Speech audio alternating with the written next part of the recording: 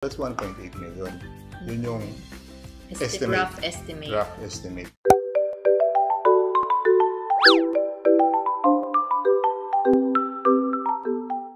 Hello Momshies, this is Mommy Ruth and welcome back to our channel. And on today's video, we are having another episode on our construction series journey. Okay, so on this episode, we are now on episode 3. We're going to talk about magkano ang magagastos nyo sa pagpatayo ng bahay plus tips kung paano makatipid. So we have our expert guest right here, si Dada.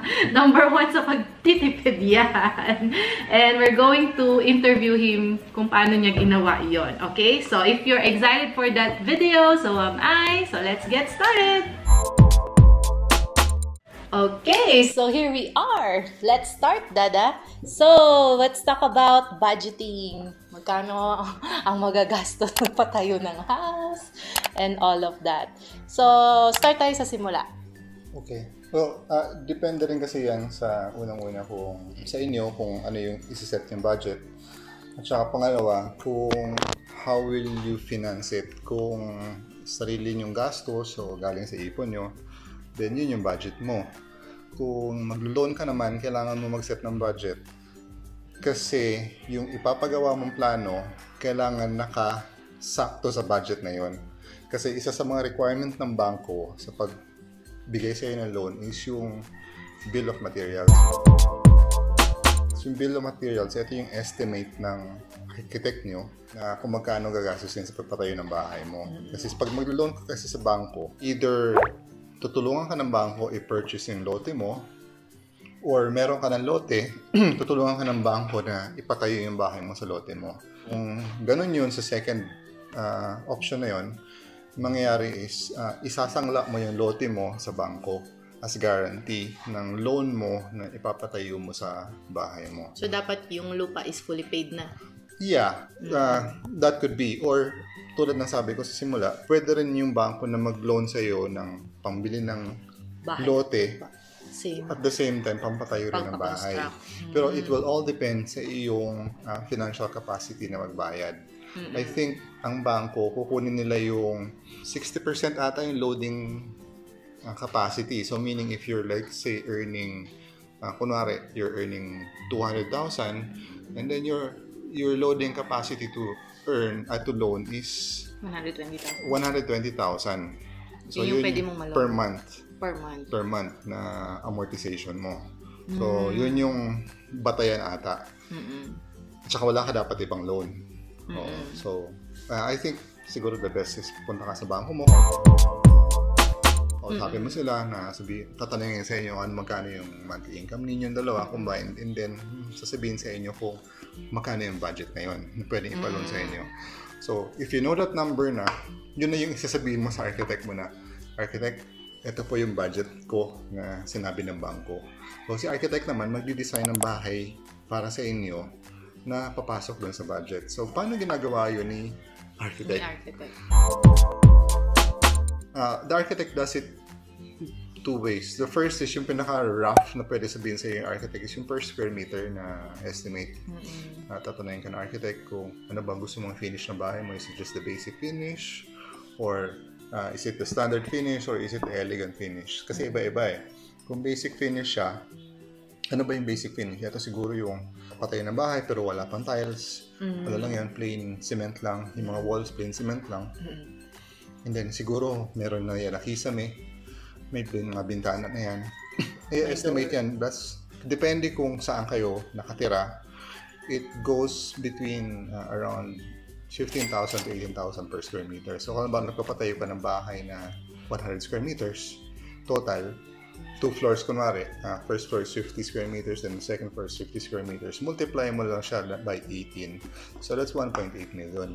Yun yung rough estimate. Rough estimate. Very rough estimate. Very rough estimate kung paano yung kung gusto mo naman na standard finish, ano yung standard finish? Ito siguro pinturado na yung mga walls. May tiles yung banyo. May tiles na lahat.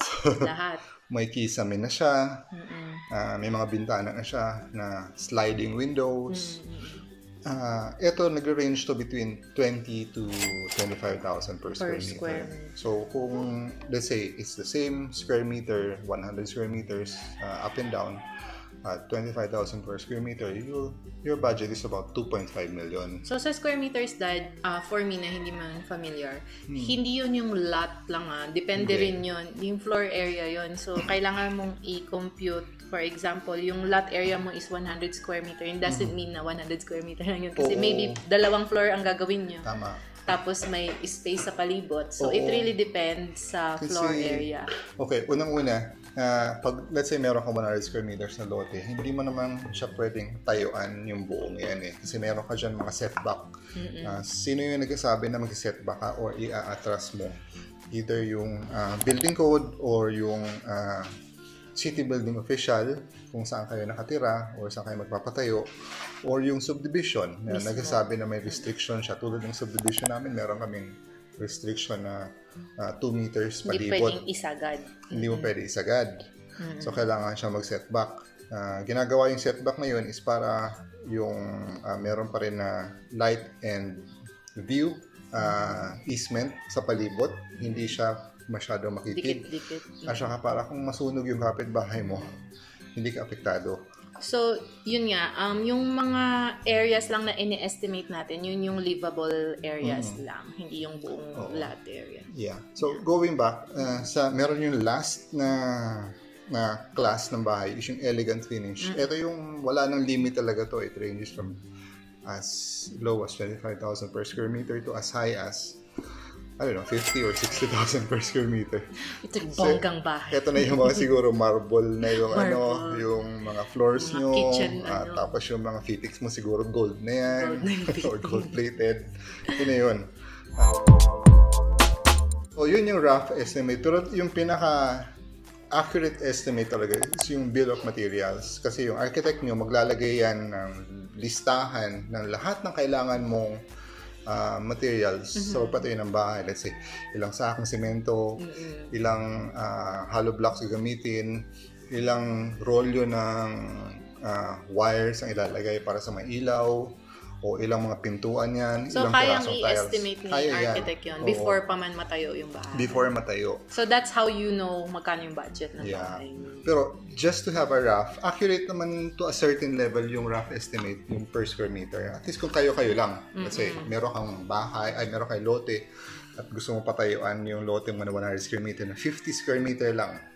Tapos times 2, may 100 square meter kang lote, 100 square meter na floor area, multiply mo lang siya by that. A rough estimate. Okay, so there's another way na makapag-estimate kung magkano yung gagastusin sa...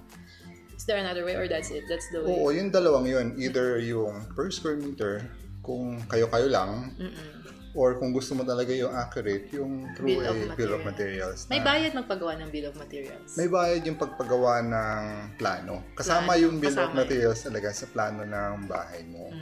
So, magkano yung bayad ng architect? Depende sa kanila, pero I think it's at least 5% ng total ng cost mo ng bahay mo. Cost ng bahay. Yun yung standard. Pero it depends. Yun yung standard. Pero pwede mo naman siya i-negotiate sa architect. Tulad ng architect namin, ni-negotiate namin kasi kaibigan ko yung architect. Yun yung maganda doon. So, ayun. So, that's how you can estimate kung magkano yung magagastos sa pagpatayo ng house, yung per square meter, and yung babayaran nyo sa architect. So, i-plus nyo yun, mga mamshies. So, pag meron na kayong architect, gagawa si architect na ng plano ng bahay nyo at i-prepare niya yung bill of materials. Yung bill of materials siya yung plano, yun yung dadalhin mo sa bangko. At sasabihin mo sa bangko, bank, ito yung bill of materials ko, my house will cost this much, and then I need a loan from you na ganito. So, isa yun sa i-attach mo doon sa loan application mo kasama yung deed of mortgage mo kasi kailangan mo rin siyang i-mortgage yung lupa na tinatayo ng bahay mo. Kasi ang bangko, habang may utang ka sa kanila, hahawakan nila yung titulo ng bahay mo. Ng bahay, o ng lupa. Ng lupa, oo. Okay.